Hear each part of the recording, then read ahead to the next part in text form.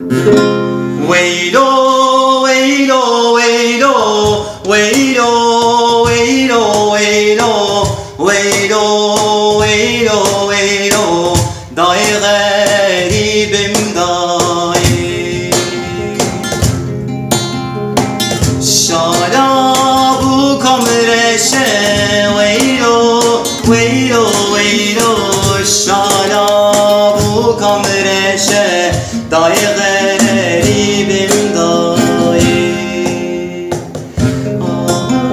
Yaşam hakkını elinden alma tabiri, kalp atışlarını durdurmaktan ibaret değildir dostum. Beyaz kefene sarılı toprağa gömülü ceset, hiç değil kastım. Kültürel, inansal ve siyasal değerlerini kaybeden de ölmüştür. Kişi öz değerlerinden kopmuş ise ölmüştür. Renklerinden arındırılmış ise ölmüştür mesela. Üzerinde kendine ait bir şey olmayan insan ölmüştür. Yani doğduğu yerden, kendinden kopmuş ise ölmüştür zaten. Ahmet'te, Dersim'de, Şırnak'ta doğan çocuklar ölmüştür. Bu coğrafyada Kürt doğan her çocuk ölmüştür aslında.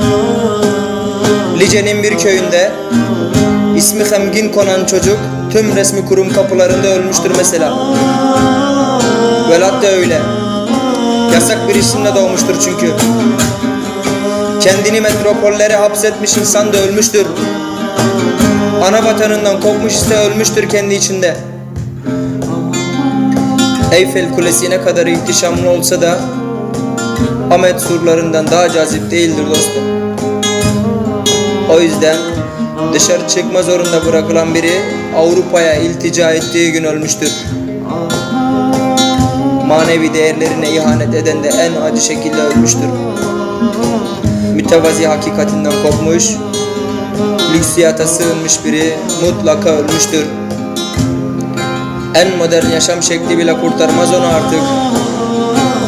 Kendi doğallığından kopmuşsa da ölmüştür. Yani Mercedes'i, Ferrari'si bile yetiştiremez onu koptuğu yaşama. Köy yollarından geçmemişse hiç yarın ayak, ölmüştür o. Dokunmayın. Buz kesmiş cehaletinden, farkında bile değil öldüğünün. Kahkahası ahmaklığındandır onun.